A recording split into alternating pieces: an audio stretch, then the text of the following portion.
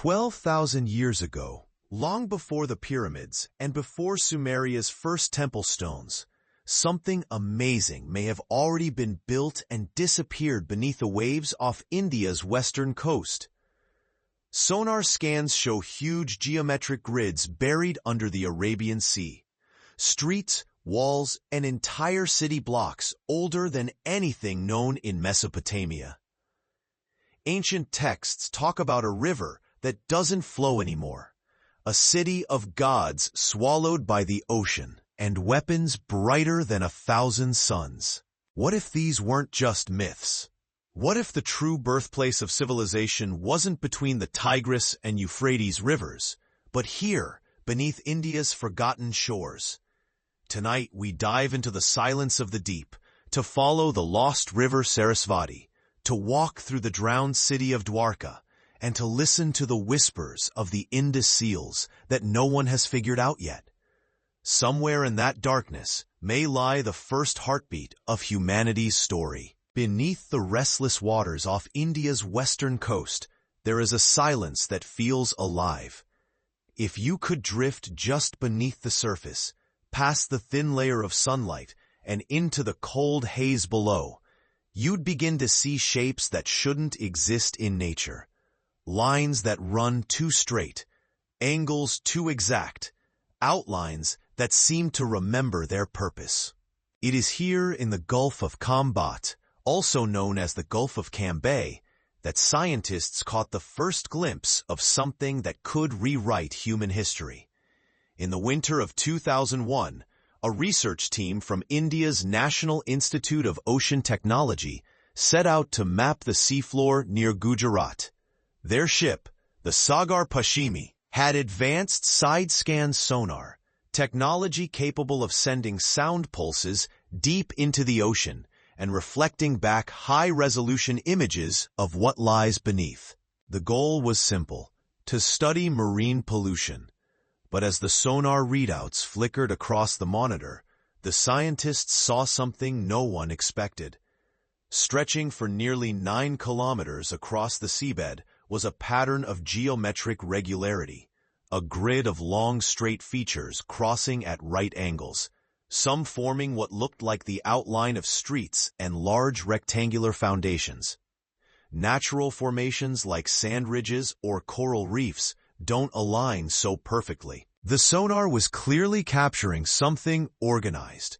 As word spread, the site was called a possible lost city. The oceanographic team lowered dredges to collect samples from the sea floor. What they pulled up amazed them. Artifacts that looked clearly man-made. Pieces of pottery fired in kilns, beads of semi-precious stone, and tools shaped by human hands. Some were carbon-dated at laboratories in India and the UK. The preliminary results pointed to shocking ages, around 9,000 years before present, or roughly 7,000 BCE. If accurate, that would make the site thousands of years older than the Sumerian cities of Uruk and Eridu, long considered the birthplace of civilization, even older than Egypt's first dynasties or the earliest Neolithic towns of Anatolia. It would push back the dawn of organized life by nearly 5,000 years. The possibility excited some scholars and angered others.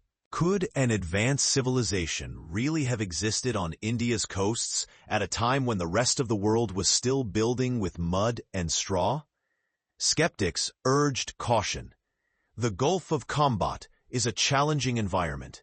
The water is thick with sediment, visibility near zero, the tides fierce. It's a place where sonar images can easily distort, where erosion can play tricks on the eye. Some geologists argued that the grid-like shapes were merely the result of natural sediment patterns or paleochannels, ancient riverbeds, buried and later exposed again by shifting currents. But others pointed out that the artifacts recovered from those same depths could not be explained away so easily.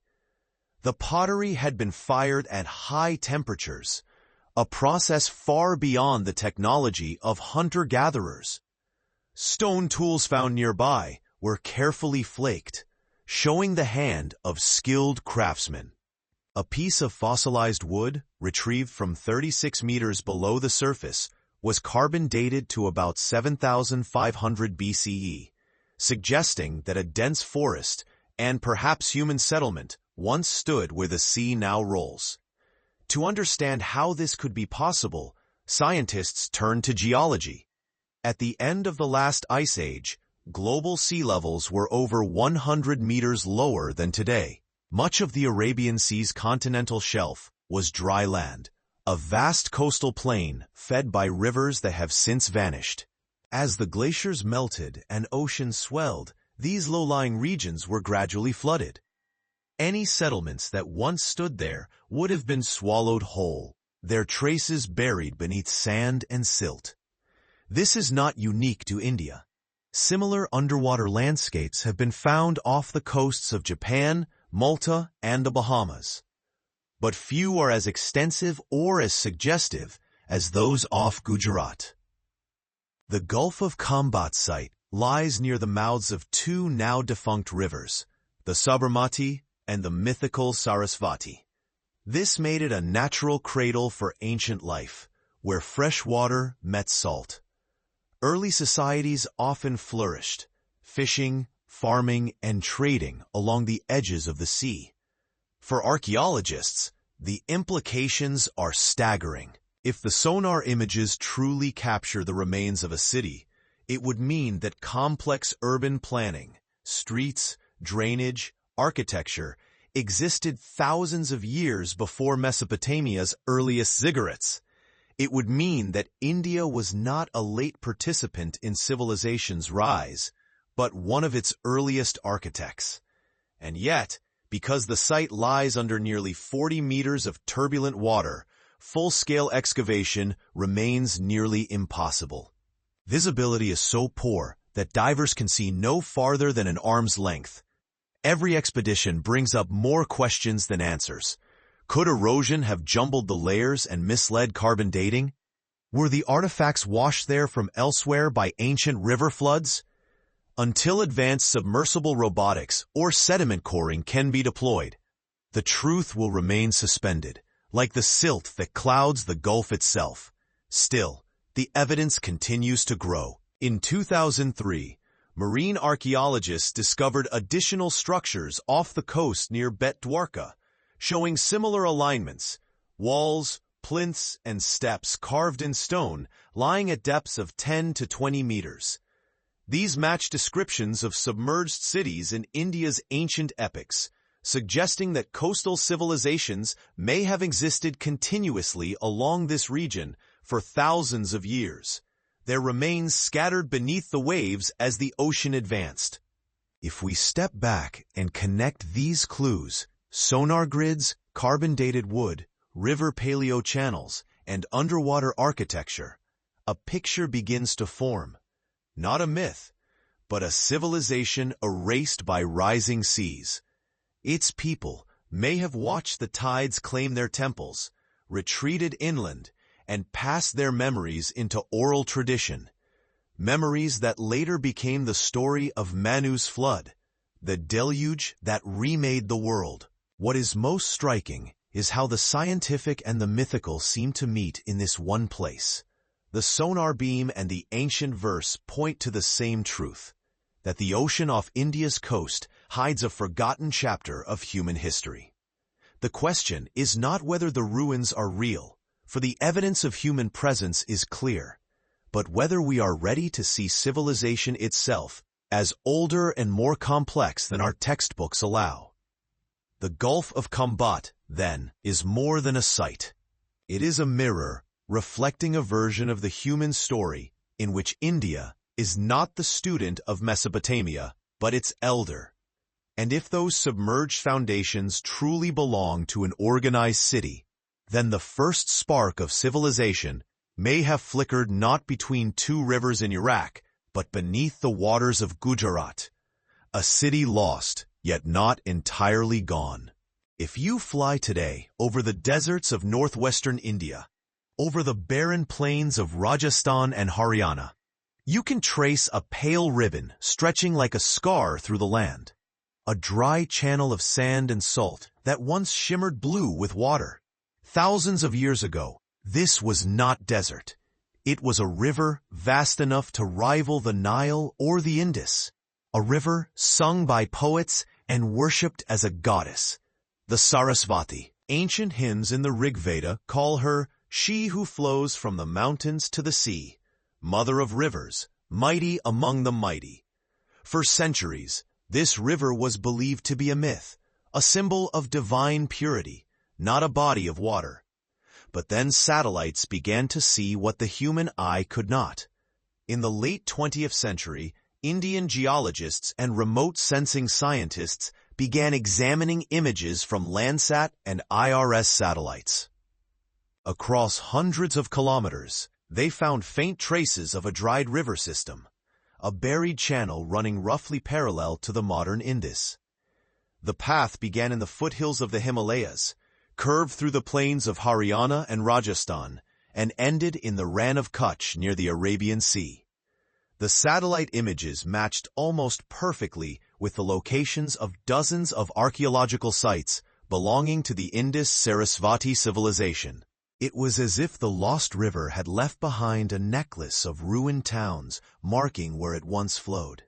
Further proof came from the ground itself. Scientists drilled deep cores along the supposed riverbed, extracting layers of sediment and fossilized shells. Beneath the desert crust, they found fine-grained fluvial sand, rounded pebbles, and traces of freshwater organisms. Unmistakable evidence that a mighty river once coursed through this now arid land. In some wells, villages still draw sweet water from buried aquifers that follow the same path. Beneath the Thar Desert, the Sarasvati still whispers underground. According to geological and archaeological data, the river flowed strongly between roughly 8,000 and 4,000 BCE. Its headwaters likely formed from the Sutlej and Yamuna rivers, which at the time joined to create a single massive stream descending from the Himalayas. Over thousands of years, tectonic shifts along the Aravalli Range altered their courses. The Sutlej turned west toward the Indus, and the Yamuna east toward the Ganges. Cut off from its sources, the Sarasvati gradually dried. By around 1900 BCE, satellite images show its channel fading into a chain of seasonal streams and salt flats. The human story followed the same pattern. Along its banks once stood hundreds of settlements: Kalibangan, Banawali, Rakhigarhi, thriving towns that predated or paralleled the great cities of Harappa and Mohenjo Daro. Excavations reveal baked brick houses, paved streets, and carefully planned drainage systems mirroring the sophistication of the Indus cities farther west. In Kalibangan, archaeologists found an ancient plowed field, perhaps the oldest ever discovered, with furrows laid at right angles, evidence of organized agriculture as early as 2800 BCE. The people here domesticated barley and wheat, crafted terracotta figurines, and traded beads of carnelian and lapis with distant lands. The Sarasvati nourished them all. When the river began to shrink, the civilization shifted. Wells grew brackish, farmlands turned to dust, and cities were slowly abandoned. Many of the Sarasvati's people migrated eastward toward the Ganges basin, carrying their rituals, their symbols, and their language. Some scholars believe this migration gave rise to the Vedic culture described in the hymns, a poetic memory of a river that once defined their world. The Rig Veda, likely composed around 1500 to 1200 BCE, remembers Sarasvati not as myth but as a living force, pure in her course, swift as thought, great among rivers. That reverence may have been nostalgia for a homeland already lost. Modern science has continued to trace her ghost, aerial radar imaging by the Indian Space Research Organization and Geological Survey of India in the early 2000s confirmed the presence of a vast paleo-river system, over 4 to 6 kilometers wide in places. The alignment of this buried channel passes beneath some of the oldest Harappan sites, suggesting that the Sarasvati's floodplains were indeed the cradle where early Indian civilization first took shape. Today, the ancient course is sometimes called the Ghaggar-Hakra River, as small seasonal streams in India and Pakistan still follow fragments of the original path. Hydrologists have even traced isotopic signatures of glacial meltwater, proof that this was once a Himalayan-fed river, not a desert stream. When glaciers melted at the end of the Ice Age, the Sarasvati would have surged with power, sustaining agriculture and trade across an immense fertile corridor. But as rainfall patterns shifted and tectonic faults diverted its tributaries, the river began its long retreat. In a sense, the fall of the Sarasvati was the first climate catastrophe to erase a civilization. Culturally, her disappearance transformed India's spiritual geography. In later Hindu tradition, the river was said to flow invisibly, joining the Ganges and Yamuna at the sacred confluence of Prayag, a symbolic reunion of what geology had separated. Even today, millions gather at the Kumbh festival to bathe in those waters, believing that the invisible Sarasvati still flows beneath them. Science calls it groundwater. Faith calls it memory. The rediscovery of the Sarasvati has also reframed how we view the chronology of civilization. The region she once watered, stretching from the Himalayas to the Arabian Sea, contains over 1,000 known archaeological sites, more than along the Indus itself. If civilization rose first where life was most abundant, then this lost river valley, not Mesopotamia, may have been humanity's earliest continuous center of urban culture. Somewhere beneath the desert winds, the river may still flow underground, unseen but enduring, a quiet pulse echoing the first heartbeat of civilization itself. And as we follow that invisible current southward, we arrive at the brick-lined streets of Harappa and Mohenjo Daro, the next chapter in this buried story of order, vision, and silence.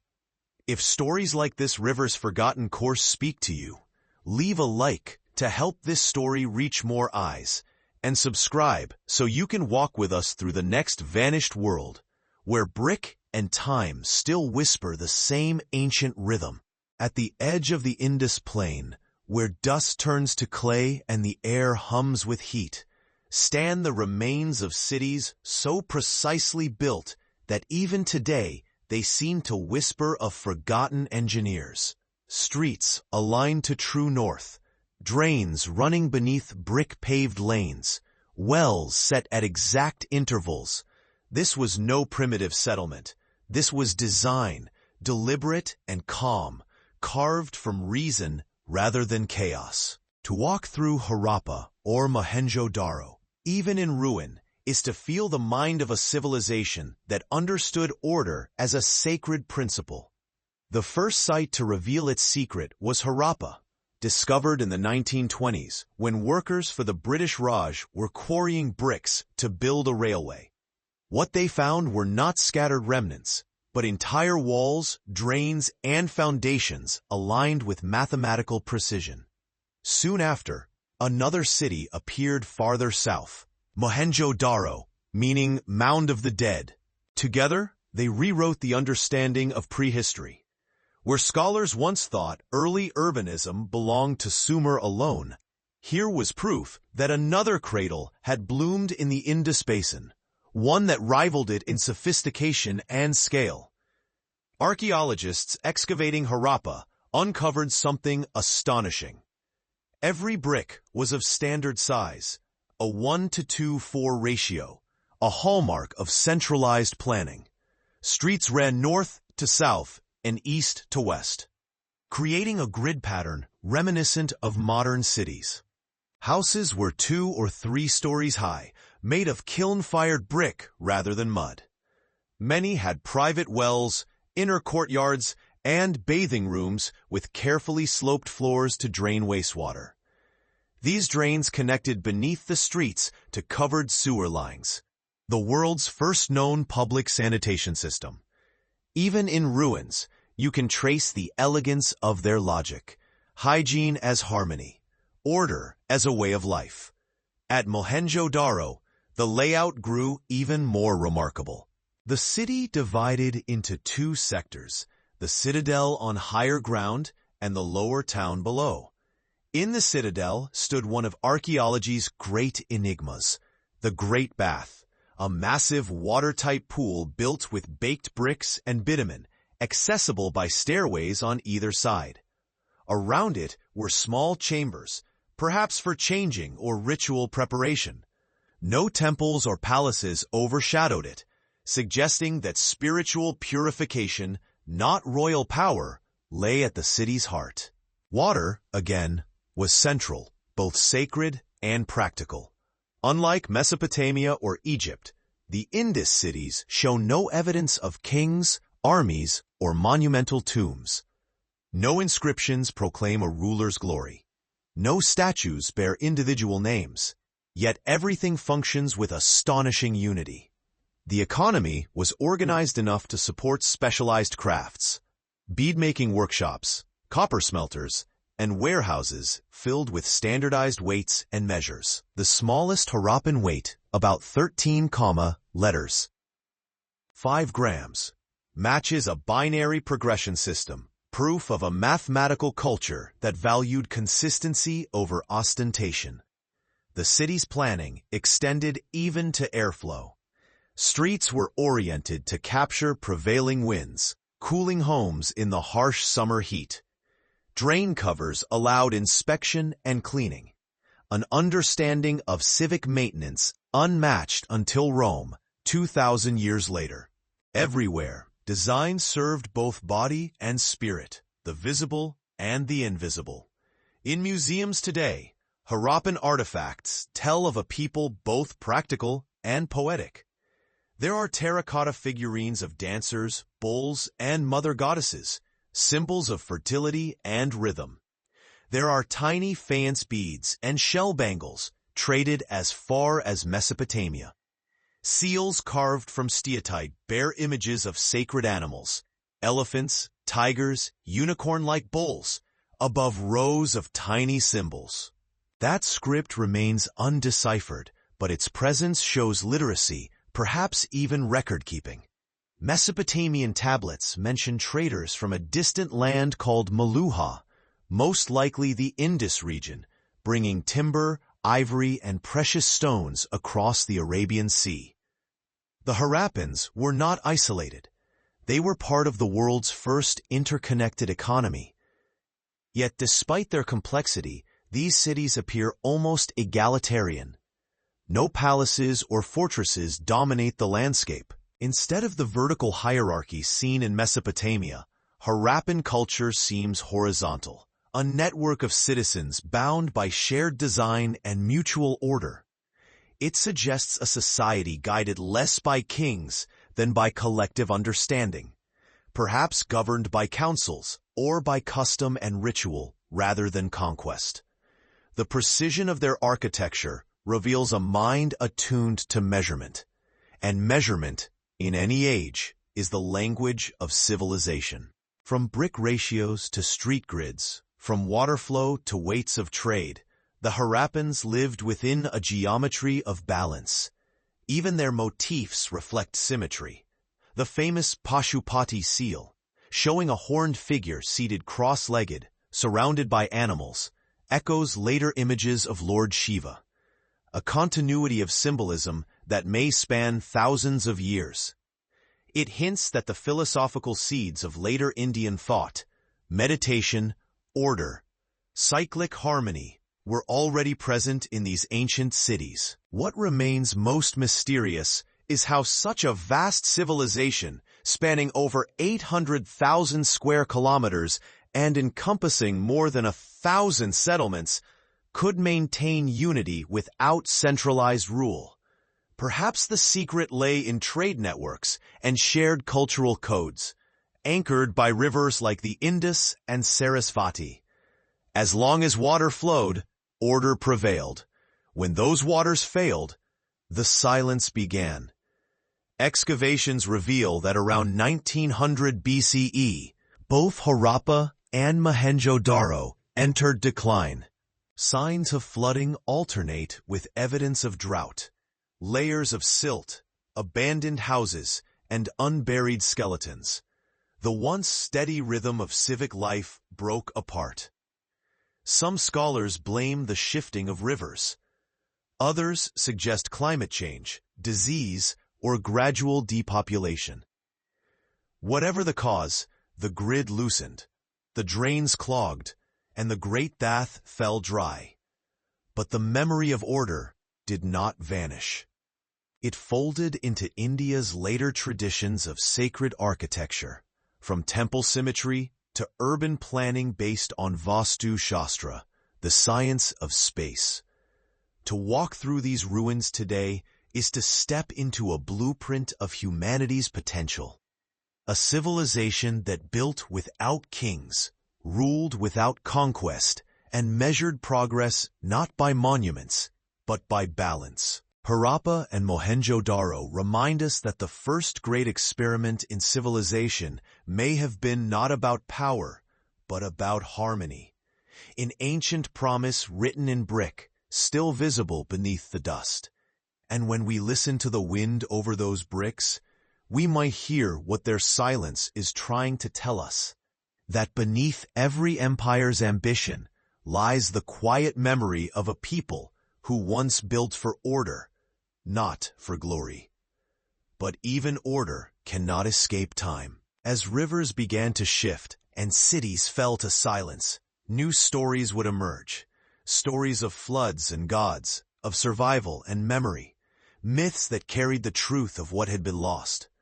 Long before written history, when the ice still clung to the roof of the world and the oceans were hundreds of feet lower, something happened that the earth has never forgotten. The seas began to rise, slowly at first, then with terrifying speed. Whole coastlines vanished, forests drowned, and the world's climate shifted forever. Scientists call it the end of the last ice age, around 12,000 years ago, the period known to geologists as the Younger Dryas. But to ancient peoples who lived through it, it wasn't a climate event. It was the end of the world. In India, that cataclysm survives not in fossils or sediment, but in story, the flood of Manu. It begins simply. A man washing his hands in a river finds a tiny fish that speaks. The fish warns him of a coming flood that will destroy everything and asks for protection. Manu raises it, releasing it into larger waters as it grows. One day, the fish, now vast as the ocean, tells Manu to build a great boat, to gather the seeds of all life, and to await the deluge. When the waters rise, the fish returns, towing the vessel through the endless flood to a mountaintop. When the waters recede, Manu steps onto dry land and begins the human story again. To most, this tale sounds like allegory, a myth of rebirth and virtue. But modern geology gives it an uncanny realism. Around 10,000 BCE, the last great glacial melt triggered Meltwater Pulse 1b, a rapid sea level rise that swallowed tens of thousands of square kilometers of coastal plains. In India, the Arabian Sea surged inland, drowning the lowlands of Gujarat and Maharashtra. The Bay of Bengal rose over the deltas of Tamil Nadu and Odisha. The shoreline retreated more than 100 kilometers, erasing entire landscapes. Any settlements that once stood there, villages, shrines, trading posts, vanished beneath the tide. If early humans witnessed this, they would have remembered it as the flood to end all floods. Across the world, other cultures kept the same memory. The Sumerians told of Utnapishtim, who survived a flood sent by the gods and was granted immortality. The Hebrews remembered Noah and his ark. The Greeks told of Deucalion and Pyrrha, floating on a wooden chest after Zeus cleansed the earth. In Mesoamerica, the Maya Popol Vuh describes earlier worlds destroyed by water. These stories, separated by oceans, converge on the same event, the global floods that accompanied the end of the Ice Age. They are not coincidences. They are fragments of a shared human trauma, encoded in the only medium that could carry memory across millennia. Myth. In India, the story of Manu has layers older than the Vedas. The text Shatapatha Brahmana records the earliest version, where the fish guides Manu's boat to the Himalayas, anchoring it to a mountain, now called Nalbandana, the place where the ship was tied. Some scholars identify this with the peaks of the Himalayas or the Aravalli Range. Geological surveys reveal that these highlands indeed bear evidence of ancient lakes and flood deposits. The myth and the landscape still echo each other. Modern climatologists reconstruct the same scene through science. Ice cores from Greenland show a dramatic warming event around 11,600 years ago, causing the sudden collapse of ice sheets. Global temperatures rose by 7 degrees Celsius in just a few centuries, a blink in geological time. Computer models suggest that this unleashed massive torrents into the oceans, raising sea levels by as much as 120 meters. In India, this would have submerged the prehistoric coastlines of the Gulf of Khambat, precisely where sonar surveys now detect ancient structures beneath the sea. For archaeologists and mythologists alike, this overlap is compelling. The flood of Manu could be the folk memory of those vanished coastal civilizations, stories passed down by survivors who moved inland as their world drowned. Over generations, the rising tide became divine punishment, the boat became salvation, and the survivors became the seed of humanity's rebirth. The myth is not fantasy. It is history told in metaphor. There are even clues hidden in the Sanskrit itself. The word Manu shares roots with man and mind, suggesting the thinker or the progenitor. He is not just one man, but humanity personified, the collective memory of survival. And the fish that saves him, Matsya, is the first avatar of Vishnu, the preserver, the eternal principle that ensures continuity through destruction.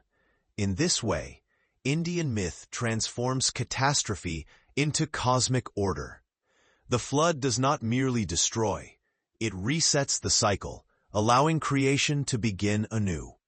Archaeological evidence supports that India's ancient coasts were repeatedly flooded.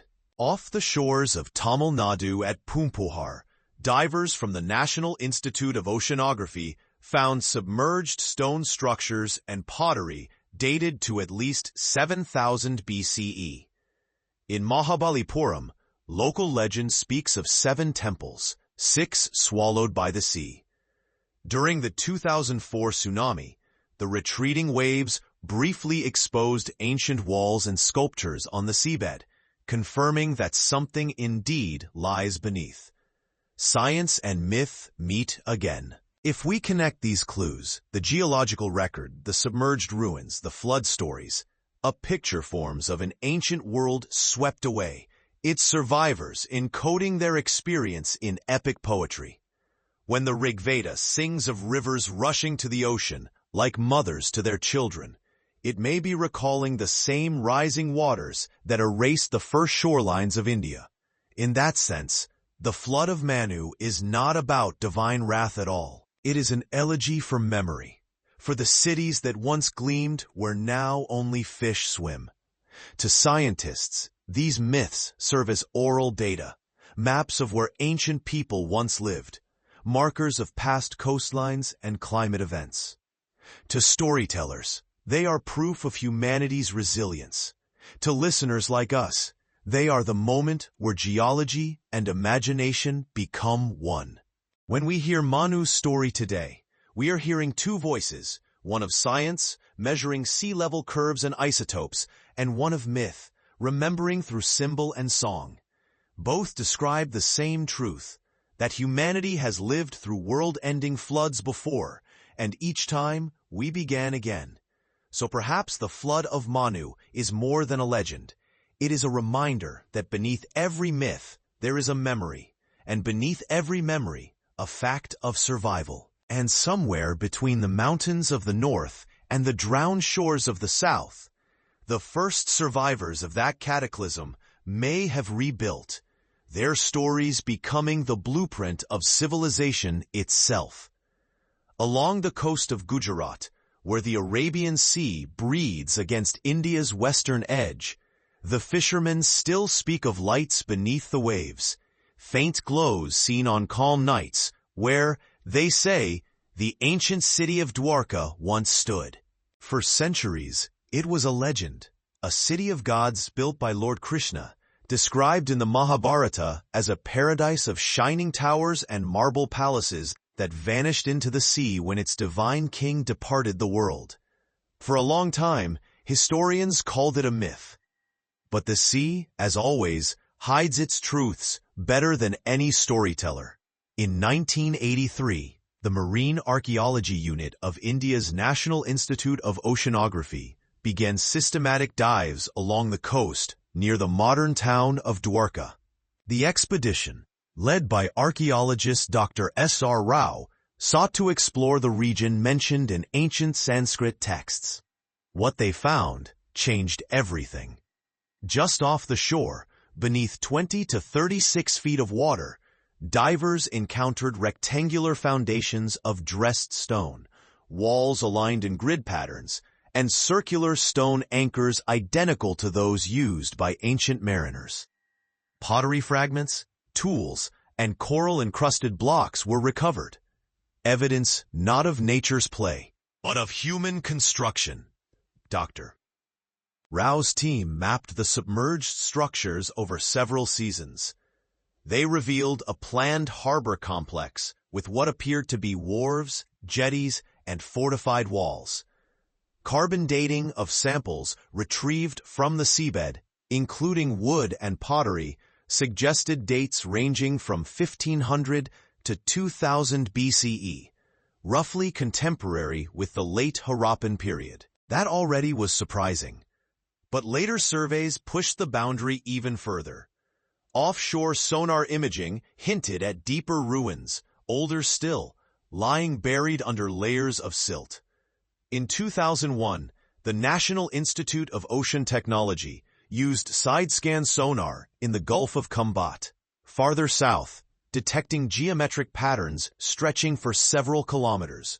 Possible evidence that the coastline of Krishna's Dwarka was once part of a much larger civilization, now lost beneath the sea. To the researchers, this convergence of archaeology and legend was astonishing.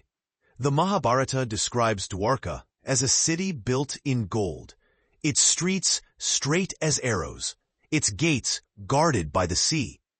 When Krishna left the mortal world, it says, the sea swallowed the city with a roar. The underwater ruins matched this image almost poetically. Stone walls, eroded but still standing. Steps descending into sand, where water now rules. Yet scientists caution against romantic conclusions. Marine archaeologists agree that a major ancient port city once thrived here, but whether it was Krishna's Dwarka or an earlier settlement of the same name remains uncertain. Coastal geomorphology shows that this region has been repeatedly inundated and uplifted by tectonic shifts and sea level rise since the end of the Ice Age. The current shoreline of Gujarat was once far inland. Over thousands of years, the sea advanced and retreated several times, erasing entire settlements each time it moved. Still, the archaeological pattern is undeniable. Onshore excavations at Bet Dwarka, an island 30 kilometers away, reveal layers of human occupation dating back to 1500 BCE and earlier, with pottery, beads, and copper objects showing clear links to the Harappan tradition. The same distinctive triangular stone anchors found underwater appear here too, suggesting that these sites form part of a continuous maritime network. India's west coast, it seems, was not the end of civilization, but its western highway, where traders once sailed to Oman, Bahrain, and Mesopotamia. The story of Dwarka's submergence, then, may not be mere myth, but collective memory of a real geological event. Around 3,500 years ago, studies showed the sea level in this region rose rapidly due to a combination of monsoon intensification and crustal subsidence.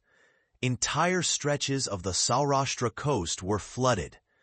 For those living here, the catastrophe would have appeared sudden, the ocean devouring their temples and homes. That trauma, told and retold, became the legend of the sea reclaiming the city of the gods. Modern technology has begun to illuminate what ancient poets once only described. Multi-beam sonar and sub-bottom profilers have mapped submerged structures resembling platforms, steps, and harbor basins. Underwater photography reveals quarried blocks, fitted together with astonishing precision, now covered in coral. In some places, archaeologists have found pottery shards sealed in sediment, undisturbed since the city drowned. Remote sensing imagery from satellites confirms paleo shorelines extending miles beyond today's coast, proving that large tracts of land once existed where the sea now stretches. For believers, Dwarka is sacred proof that myth and history intertwine. Pilgrims still visit the modern city, where the Dwarkadish temple rises in devotion to Krishna, its spire a mirror to the one the waves may have claimed long ago. Every morning, the temple bells echo across the water as fishermen set sail, casting their nets over the ruins of their ancestors. Some bring up pieces of stone, pottery, or conch shell, and leave them at the shrine as offerings to the city beneath the sea. Skeptics argue that much of the narrative is shaped by cultural desire, the yearning to find physical evidence for spiritual texts. Yet even the most cautious scientists admit that the convergence between epic description and physical geography is remarkable.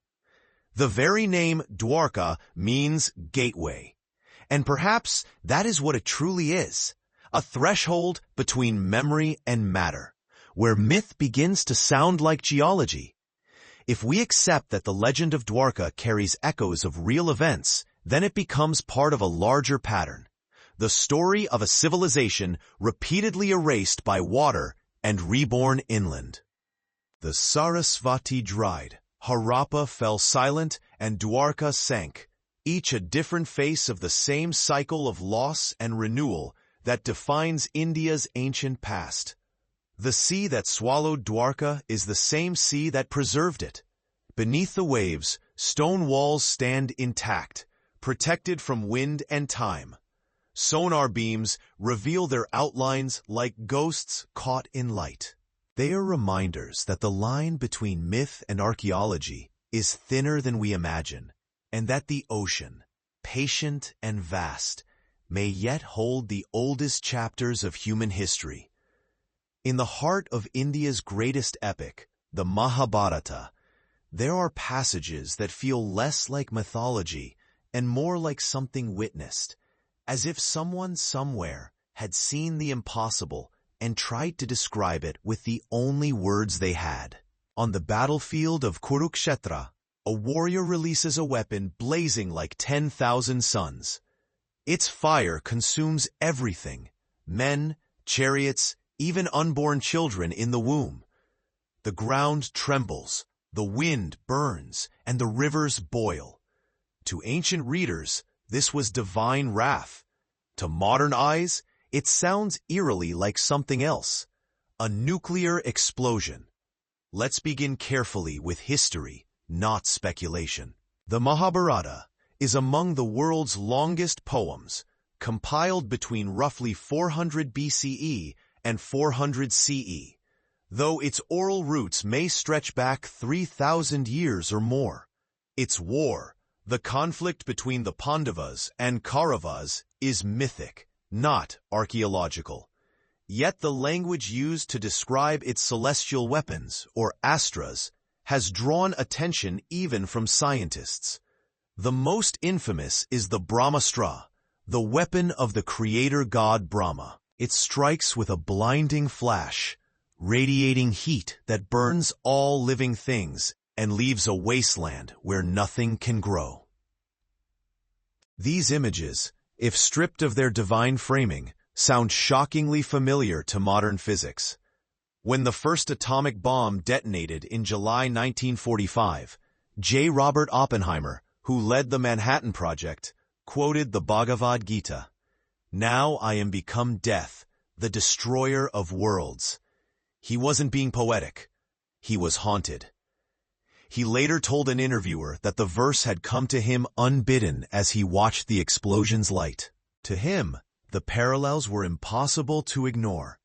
Ancient words describing modern fire. But could such descriptions truly reflect some forgotten technology? Or are they simply symbolic? Mainstream historians favor the latter. They argue that astras were spiritual concepts, metaphors for cosmic forces, not literal machines.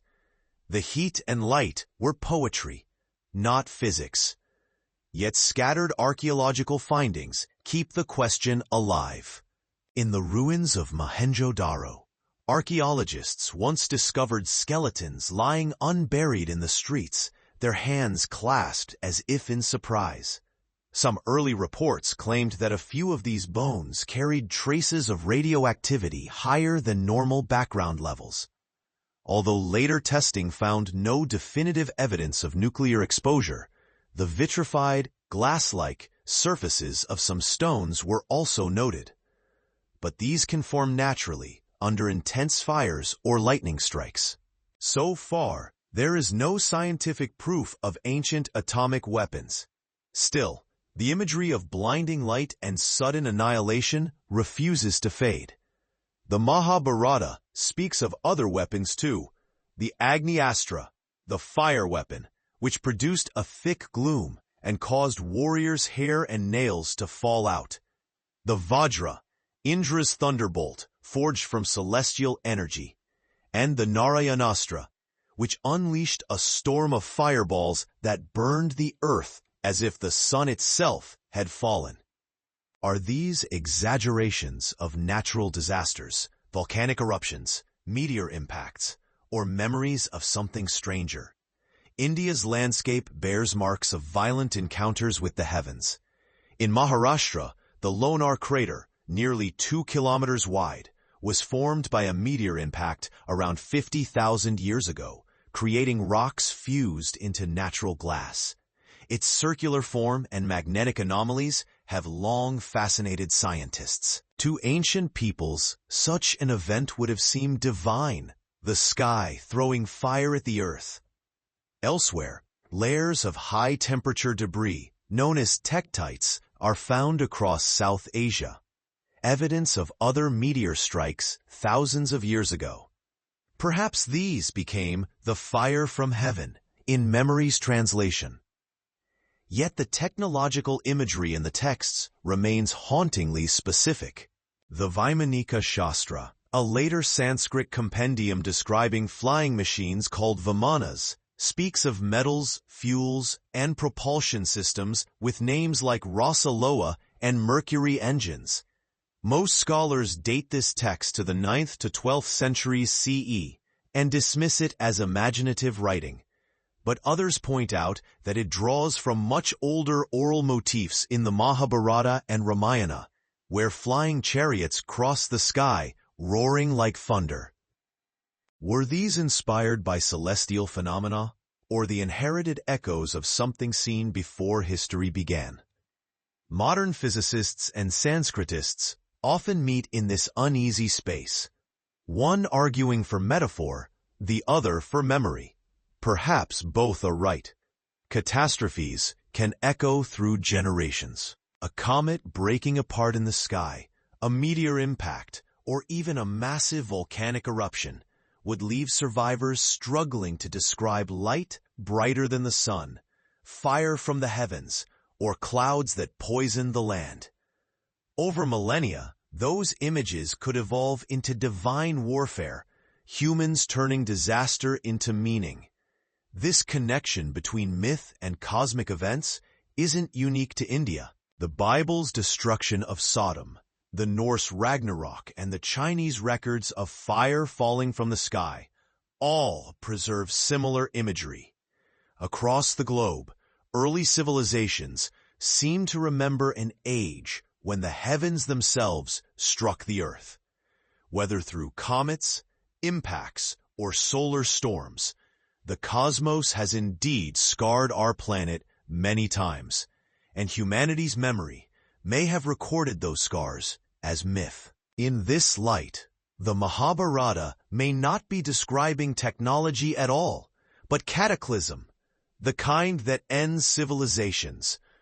When the epic speaks of smoke covering the earth for days, it could mirror the environmental effects of large volcanic eruptions, like Toba in Sumatra, whose ash covered India 74,000 years ago. The description of poisoned skies and dying vegetation could correspond to the aftermath of real-world catastrophes that later storytellers recast as the fury of gods. But the symbolism runs deeper still. The Brahmastra was said to be used only once, and even its wielder was warned of its consequences. Its unleashing broke cosmic order, dharma, and the world itself recoiled. In that sense, the myth anticipates a truth humanity would rediscover only in the 20th century, that power without restraint destroys the very world it seeks to defend. When Oppenheimer quoted the Gita, he wasn't proving ancient technology. He was realizing that the wisdom of restraint, the terror of misuse, had already been written long ago. The ancients might not have built atomic bombs, but they understood the moral weight of such fire. The Mahabharata isn't a prophecy of science. It's a warning about the human heart. And yet, one question lingers like smoke. Why do so many myths, across so many cultures, describe the same blinding flash, the same fire from heaven? Maybe memory and metaphor are not opposites, but allies. Perhaps the old poets weren't imagining the future. They were remembering the past, encoding in verse what their ancestors had once seen, when the sky itself burned. As the echoes of that ancient fire fade, we follow them into silence, into the aftermath of war, where even the brightest flame eventually turns to dust. For after the fire, the earth must learn to heal. And that healing, as we will see, would shape the fate of the Indus cities themselves. The end of a civilization rarely comes with a single event. It happens quietly, a slow unraveling of balance. In the ancient world, that unraveling often began with water. The same rivers that had nurtured humanity's first great cities eventually betrayed them. In India, it was the dying of the Saraswati and the rising of the sea that turned the Indus Valley civilization into dust. Around 2000 BCE, the world's climate began to shift. The monsoons weakened, rainfall grew erratic, and the glaciers feeding northern India's rivers started to retreat. What had been a network of life-giving streams turned into wandering channels of mud. Geological cores taken from beneath the Thar Desert show layers of dried riverbeds, once mighty torrents, now reduced to trickles. Satellite imagery confirms what the Rig Veda once lamented. The Saraswati, mighty among the mighty, had become a ghost. The loss of the river was more than environmental, it was existential. Along its banks and stretched hundreds of towns, Kalibangan, Banawali, Rakigarhi, each thriving on fertile soil and abundant trade. As the river dwindled, the wells turned brackish, crops failed, and people began to move. Excavations at Harappan sites show signs of sudden abandonment. Houses left half-finished, pottery scattered, grain storage left unused. Families appear to have packed what they could and migrated east toward the Ganges basin, seeking water and survival. The civilization did not collapse overnight. It shifted, dispersing its people like silt carried on the wind. While the rivers dried, the sea was rising. Global studies show that between 5000 and 2000 BCE, the Arabian Sea crept steadily inland. In Gujarat, sediment analysis reveals multiple layers of marine transgression, each marking a time when the ocean advanced and then receded again. What had once been coastal plains became estuaries. What had been harbors became seabeds. The city of Dwarka, as we have seen, was one such casualty, a port swallowed by the tide. The same story unfolded on India's eastern coast, where ancient ports like Pumpuhar and Mahabalipuram vanished beneath the Bay of Bengal. These were not isolated tragedies, but part of a planetary shift that redefined shorelines from Egypt to Japan. To visualize this world in transformation, imagine a map of South Asia at the end of the Ice Age. The coastline extended far beyond today's limits, forming a broad continental shelf, now hidden underwater. Rivers such as the Indus, Narmada, and Saraswati carved deep valleys across this land. As the glaciers melted, the ocean filled those valleys, creating the modern gulfs and estuaries we know today. For the people living there, the sea's rise would have seemed like divine wrath, a flood creeping year after year, claiming villages, fields, and temples. No wonder so many of India's myths speak of water reclaiming what once belonged to it. At the same time, new scientific tools allow us to read this ancient disaster in stunning detail. Sediment cores extracted from the Arabian Sea reveal distinct black bands rich in organic carbon, the signature of massive floods that carried soil and vegetation from drowned lands. Pollen analysis shows a dramatic decline in wetland plants and an increase in desert species around 1900 BCE. The Earth's climate was drying, its seas swelling, a double blow to societies dependent on the delicate rhythm of rain and river. Archaeologists see this change written directly into the ruins. In Mohenjo Daro, alternating layers of clay and silt indicate repeated flooding, followed by long periods of drought. Streets once swept clean were buried under mud. Wells ran dry. Trade seals stop appearing after this period. It is as if the civilization's breath had simply slowed until it stopped. But what looks like collapse in the soil may have felt to those who lived through it like migration and renewal. The Harappans did not vanish. They adapted.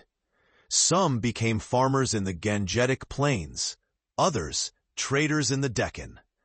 Their cultural DNA absorbed into later Indian societies. In that sense, the Indus world never truly ended. It transformed.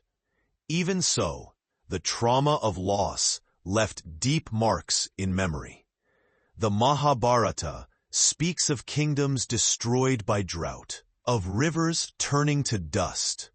The Puranas recall oceans rising and lands sinking, echoing geological reality with mythic precision.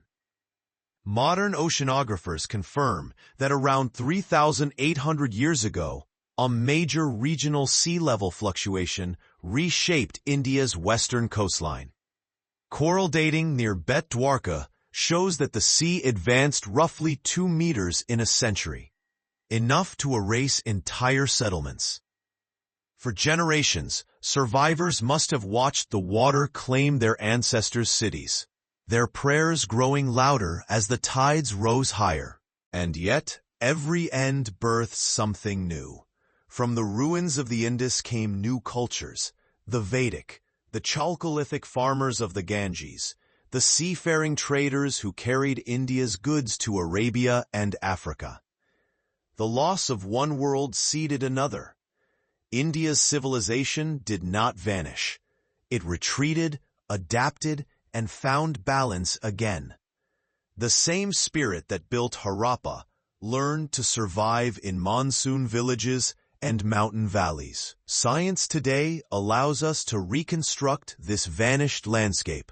With LiDAR scanning, bathymetric mapping, and paleohydrological modeling, researchers can now trace the exact course of extinct rivers beneath the desert and draw coastlines as they looked 10,000 years ago. In these reconstructions, India's northwest appears as a green corridor of rivers, flowing to a far-distant sea, a vision that matches perfectly the geography described in the Rigveda. What poets once called the seven rivers, scientists can now map with astonishing precision. Myth, it seems, has been telling us the truth all along, only in another language. As we stand on these ancient floodplains today, we see not ruins, but continuity. Cities buried beneath cities, stories written atop older ones. The rivers may have died, but their people endured. And the sea that once destroyed now guards their memory, sealing it beneath layers of coral and time. Perhaps that is the real lesson of the Indus world, that civilization is not a monument, but a cycle. Water gives life, then takes it back, only to give again. The same pattern that drowned the first cities now shapes our coasts once more. Modern satellites trace the same rising tides that once erased Dwarka. Climate change, which ended one world, whispers warnings to ours. As we look out across the restless Arabian Sea, the horizon seems to blur between past and future.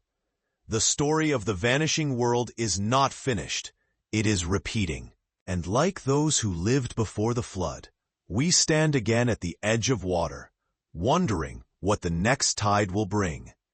When you hold one of the tiny seals from the ruins of Harappa or Mohenjo Daro, it feels impossibly light, a square no larger than a postage stamp, carved from smooth steatite, polished until it gleams.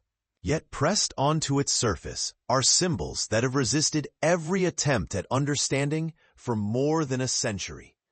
A few straight lines, a curve, an animal, perhaps a bull, a tiger, or a unicorn, and above it, a row of strange marks, sometimes only 4 or 5, arranged in an order that suggests a language. But no one can read them. The Indus script, as we call it today, remains one of humanity's greatest unsolved codes, a civilization's voice, caught forever in silence. Archaeologists have found over 4,000 examples of these inscriptions on seals, tablets, copper plates, and pottery fragments. Most are short, the longest contains just 26 symbols, but their repetition and structure suggest a written system, not mere decoration. Each sign seems deliberate, carved with care and precision. Their economy of form, their rhythm, and the way they recur across a vast region, from Pakistan to Gujarat, reveal the presence of a shared grammar, a unifying idea of order that transcended distance. The first seals were discovered in the 1920s by Sir John Marshall, who realized that they belonged to a civilization as advanced as Egypt or Sumer. He sent the inscriptions to linguists across the world. Many tried to read them using known ancient languages, Sumerian, Elamite, even Proto-Dravidian, but none fit perfectly. The symbols bore no clear resemblance to any other script. There was no Rosetta Stone, no bilingual text to serve as a key. The language of the Indus people remained locked behind symbols that refused to yield. Some researchers argue that the script represents an early Dravidian language, ancestral to Tamil and other South Indian tongues. Their reasoning comes from recurring signs that might indicate grammatical endings or number markers similar to Dravidian structure.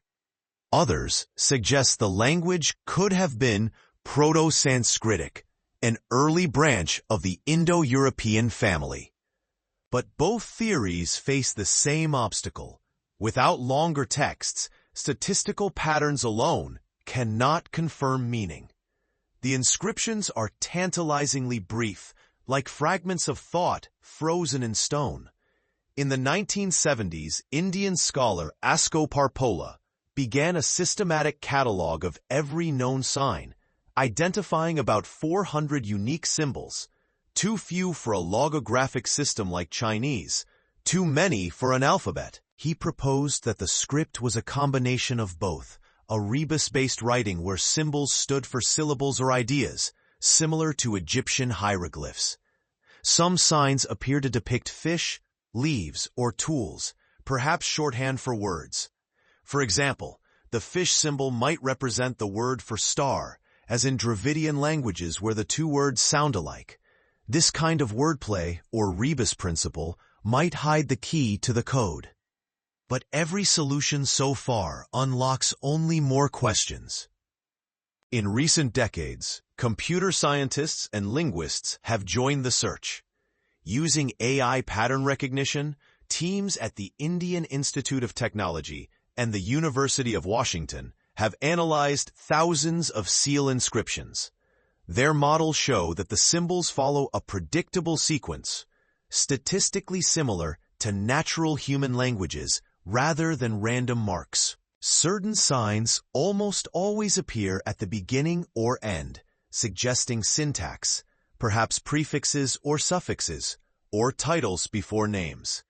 These digital studies prove that the script encodes language, not mere religious iconography. Yet what that language says remains hidden. What we do know paints an image of remarkable organization. Seals were not art for its own sake.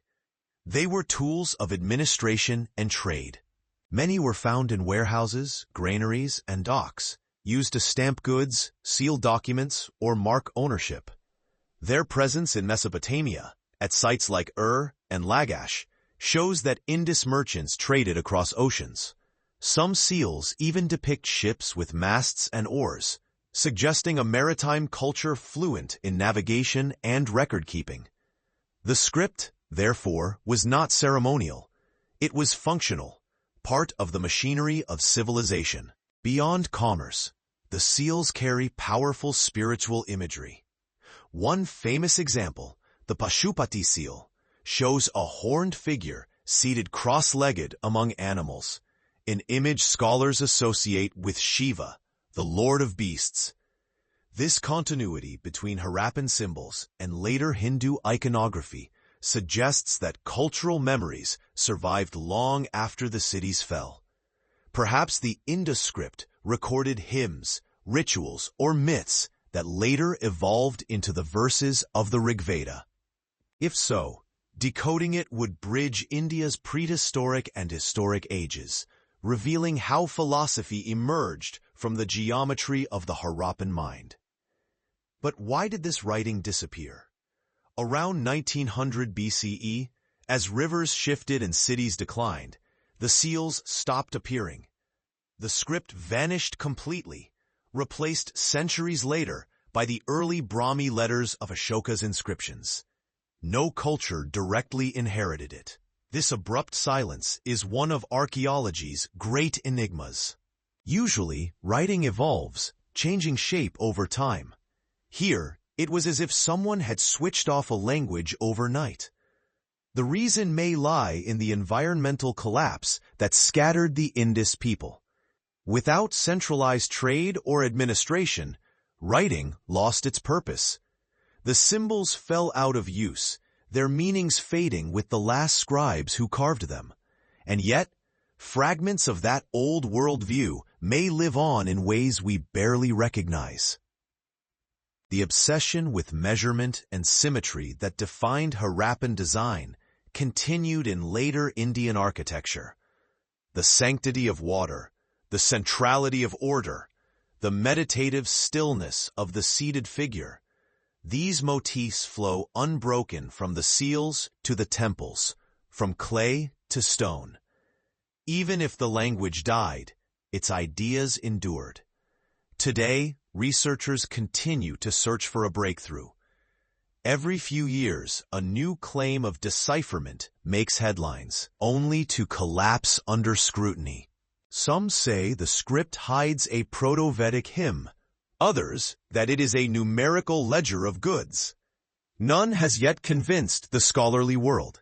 The Indus problem, as linguists call it, remains open, the last great unsolved code of the ancient world. To look at one of these seals through a microscope is to feel the closeness of another mind, the pressure of a tool, the curve of a hand steady with purpose. Each mark once carried meaning, once made sense to someone. The people who carved them had laws, poetry, mathematics, faith.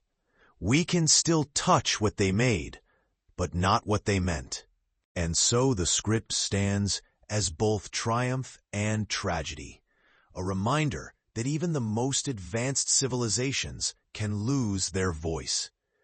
Perhaps one day, buried beneath layers of desert or coral, a bilingual inscription will emerge, a single artifact to open the gate between silence and speech. Until then, the seals wait patiently in museum cases and seabeds alike, their tiny signs gleaming under the light, the undeciphered heartbeat of a civilization that once spoke in perfect order. For centuries, the story of civilization was told as if it began in one place, between the Tigris and Euphrates, where writing and city walls first rose from the mud.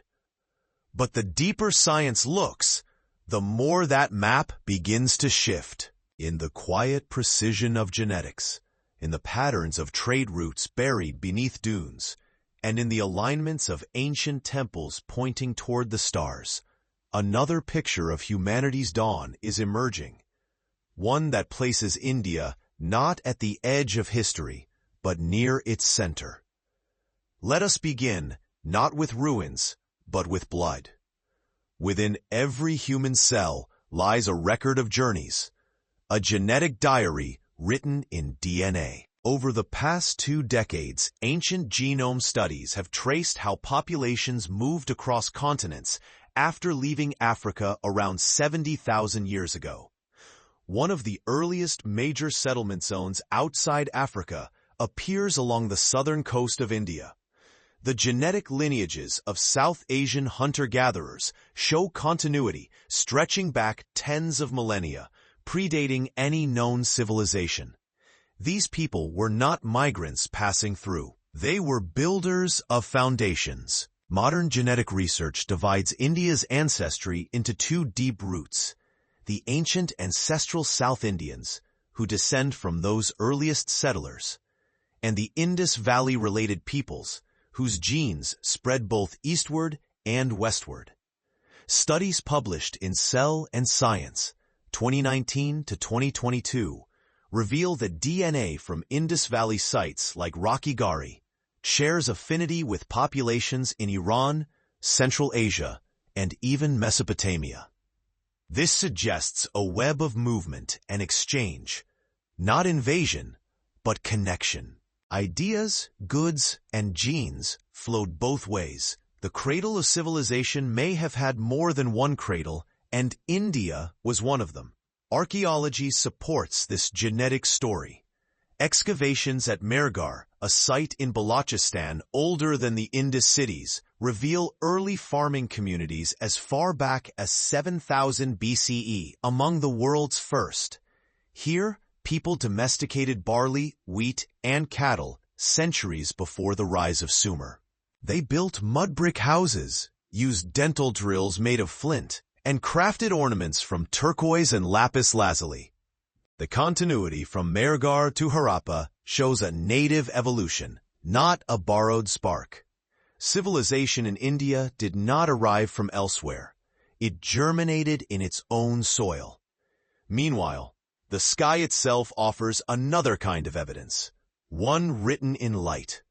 The hymns of the Rig Veda describe constellations, solstices, and star risings with remarkable accuracy. Astronomers have reconstructed these celestial references to date the composition of some Vedic verses to around 4000 to 6000 BCE. At Dholavira, on the island of Kadir, the city's streets and reservoirs align precisely to the cardinal directions, mirroring solar and lunar geometry.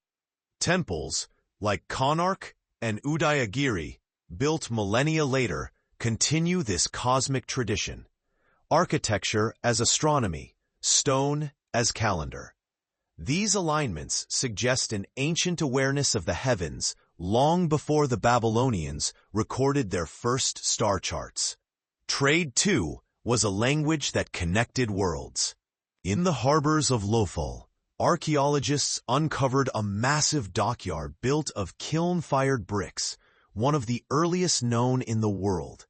Its basin, 214 meters long, once held ships that sailed the Arabian Sea. Terracotta models show vessels with high prows and cabins capable of long-distance voyages. In the ruins, archaeologists found beads of carnelian, agate, and lapis lazuli, stones that have also been excavated in Sumerian cities like Ur and Lagash. Clay tablets from Mesopotamia record merchants from a far-off land called Meluha, who brought wood, ivory, and gold in exchange for silver and wool. Most scholars now agree that Meluha was the Indus region. These were not isolated worlds. They were neighbors in trade, partners in the first global economy. Genetic traces confirm this maritime connection. DNA samples from Bronze Age skeletons in Mesopotamia and the Arabian Peninsula show minor but detectable South Asian components, hinting at intermarriage between traders and local populations. The same genetic signal moves eastward into Southeast Asia, carried by seafarers and merchants who spread rice, spices, and metallurgy across the Indian Ocean. By the time Egypt was carving hieroglyphs, India's coasts were already whispering across oceans. Science continues to illuminate these connections. Isotopic analysis of Harappan human teeth reveals that many individuals consumed water from regions hundreds of kilometers apart, evidence of mobility and trade networks that linked far-flung cities. Metallurgical studies show that copper used in Mesopotamia contains trace elements matching ores from India's Aravalli Hills. Even the humble cotton fiber, first domesticated in the Indus region around 5000 BCE, traveled west, eventually clothing the ancient world. All these discoveries converge on a single truth. The Indus civilization was not an isolated miracle, but part of a living web that shaped humanity's shared destiny. Its genetic imprint threads through Asia and Europe. Its astronomical wisdom echoes in later calendars. Its trade routes foreshadowed the Silk Road. The more data we gather, the clearer the pattern becomes. Civilization was never linear. It was cyclical, overlapping, and deeply interconnected. But these echoes are not only scientific, they are philosophical. The Vedic view of the cosmos, of time as a repeating cycle rather than a straight line, may have arisen from watching these very patterns of migration and renewal. The people of ancient India saw that the stars returned to their place after long seasons. Just as rivers flood and recede, they understood that what dies is reborn, and what travels outward eventually returns home. Science now affirms what their metaphysics once intuited, that everything, from genes to galaxies, moves in cycles.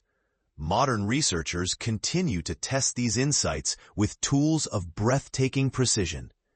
Genome sequencing satellite mapping, and geochemical fingerprinting allow us to follow the ancient trade winds and bloodlines that once connected the Indus world to the rest of humanity. Each new discovery brings us closer to seeing that India was not a recipient of civilization.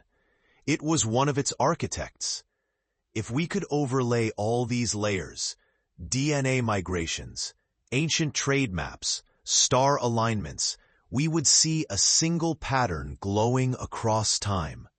A vast network radiating from the subcontinent, carrying ideas, goods, and genes outward like ripples on a cosmic sea.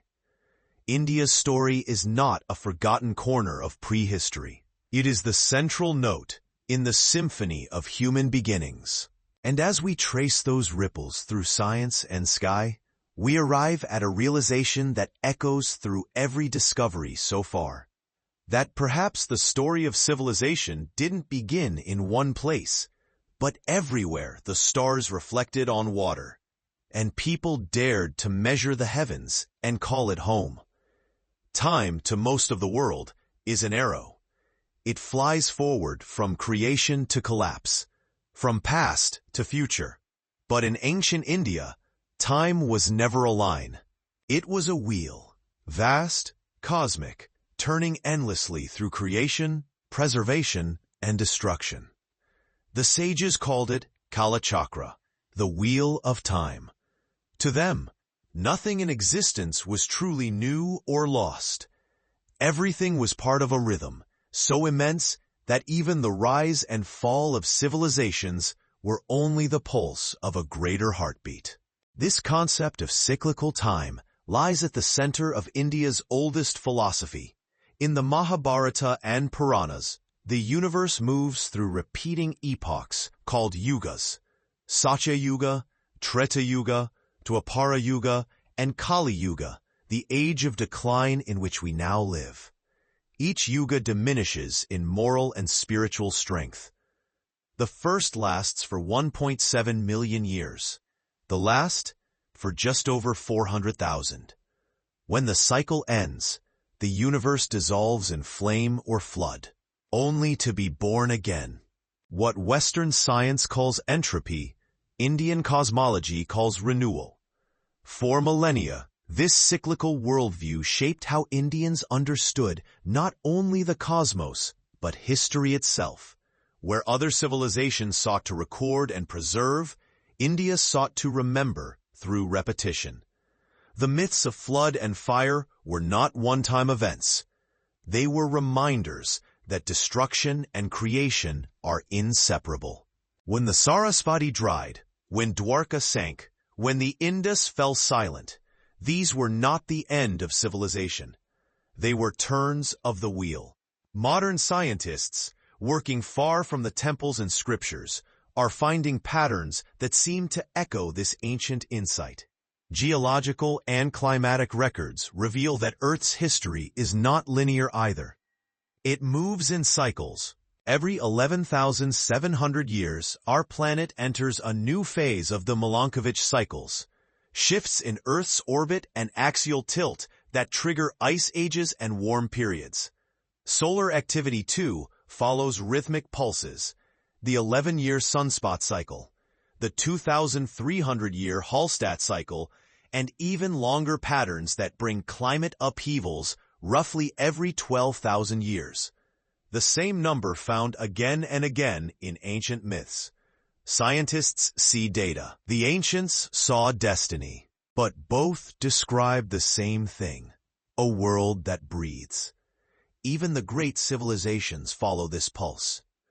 Archaeological evidence shows that complex societies rise, flourish, and decline at regular intervals, roughly every 2,000 to 3,000 years. The Bronze Age collapse around 1200 BCE, the fall of Rome, the dynastic shifts of China, all seem to move in waves. The ancients in India already knew this. Their texts speak of cycles within cycles, of smaller manvantaras and mahayugas nested like gears in a clock, too vast to imagine. What physics now calls fractal time, India had already intuited through meditation and myth.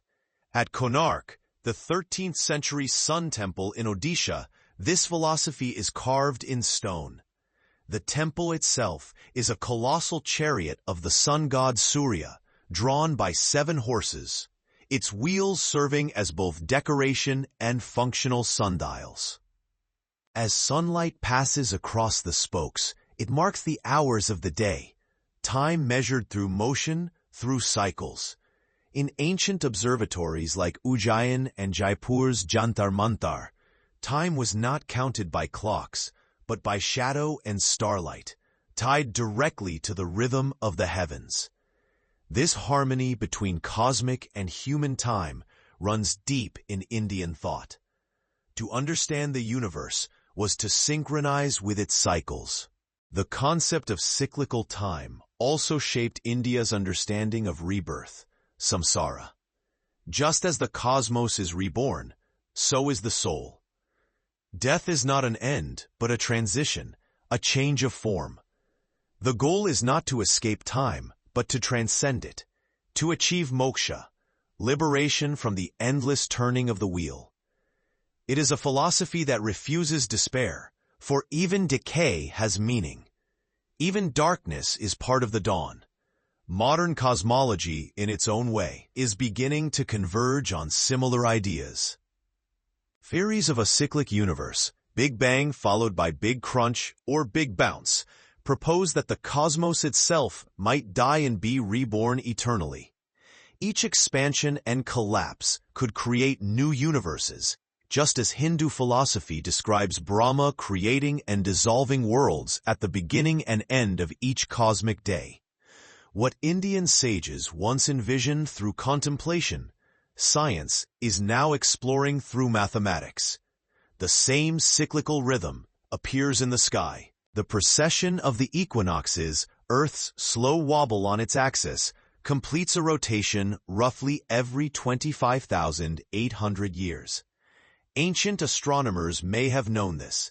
The Yuga cycle of 24,000 years, described in some Vedic interpretations, mirrors this motion almost exactly. The heavens themselves mark time not as progress, but as return. The stars that rise tonight will rise again in the same place long after we are gone. This sense of eternal recurrence profoundly influenced India's art, architecture, and literature. Temple blueprints follow geometric ratios that repeat infinitely, like fractals, from the smallest shrine to the cosmic diagram of mandalas. Music, too, flows in repeating cycles of rhythm and melody, returning again and again to the same note. A sound made circular. Even storytelling mirrors this design. Epics begin with the end and end with the beginning, reminding the listener that the journey never truly stops. From a modern perspective, this worldview offers a kind of ecological wisdom. If time is circular, then destruction is not license but warning. Every action will return, in climate, in history, in consequence. The idea of karma is simply cyclical causality applied to moral life. The ancients understood that humanity is not above the pattern. We are within it. To live out of balance with nature is to turn the wheel faster toward our own undoing. The ocean remembers what the land forgets. Beneath its surface, time lies perfectly still. Temples half buried in coral, streets paved in silt, walls draped in silence. The sea does not decay, it preserves. And somewhere below the blue shimmer of the Arabian Sea, the first chapters of our story still rest, unread. The Gulf of Combat, where our journey began, remains one of the least explored archaeological frontiers on Earth.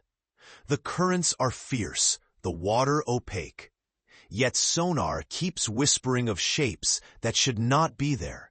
Symmetrical grids, long avenues, right angles that resist the chaos of nature.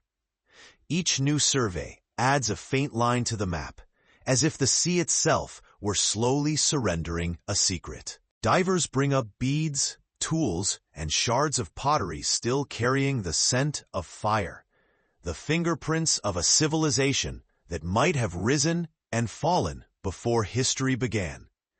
If the dating of these finds proves true, it would mean that India's coastlines held organized settlements while Mesopotamia was still wilderness. The story of civilization would have to begin anew, not between the Tigris and Euphrates, but along the Saraswati and the sea. India's rivers and shores, once joined in abundance, might have formed the true cradle of humanity's first cities, places of order, trade, and spirit, erased not by conquest, but by water. The sea, however, is patient. It guards what it takes, holding ruins like pages pressed together by weight and time. Scientists scanning the seabed often speak of a strange feeling, as if they are moving through a library whose shelves are sealed in darkness. Each coral-covered stone, each broken amphora, is a word. Together they form a language older than any script, a dialogue between human hands and the earth that shaped them. But even silence has its own pulse. The more we learn, the more the fragments begin to connect. The drowned coasts, the vanished river, the undeciphered seals, the myths of flood and fire, the cosmic cycles that foretell destruction and rebirth. It all spirals back to the same pattern, a forgotten dawn that flared and faded long before Sumer or Egypt were born. What we call the beginning of civilization may only be the latest sunrise in a long succession of forgotten mornings. Perhaps that is why the Indian imagination still speaks in cycles, why time itself is seen as rhythm rather than line. The people who first built by the sea may have watched it rise, seen their temples vanish, and understood that nothing endures but renewal. When they sang of Manu's flood or Krishna's drowned city, they were not inventing, they were remembering. And when their descendants carved the yuga cycles into stone and verse, they were not predicting. They were echoing a pattern already lived. If we could descend far enough into those waters, if we could brush the sand from those ancient foundations, we might find that humanity's first blueprint for civilization was drawn here in India's coastal light, beneath skies mapped by the earliest astronomers, beside rivers now turned to dust. We might find that the world's oldest myths are not metaphors, but field notes of a world reborn after catastrophe. Yet the ocean will not give up its knowledge easily. It waits, calm and endless, guarding the threshold between memory and oblivion. And so, for now, the story remains half told, its pages drifting beneath the waves, its echoes rising in prayer and song. But the rhythm persists, water rising, time returning, the wheel turning once more. When we began, we descended into silence. Now at the end, that silence feels different, not absence, but promise. Somewhere in the deep, the stones still glow faintly beneath the silt, like embers in the ashes of time. They wait for the day when light will touch them again. And if that day comes, when the first civilization of humanity finally rises from India's seas, perhaps we will understand that we were never discovering something new, only remembering something very old. If you've listened this far, thank you for journeying through these depths with me. Leave a like so I'll know you're here among the echoes.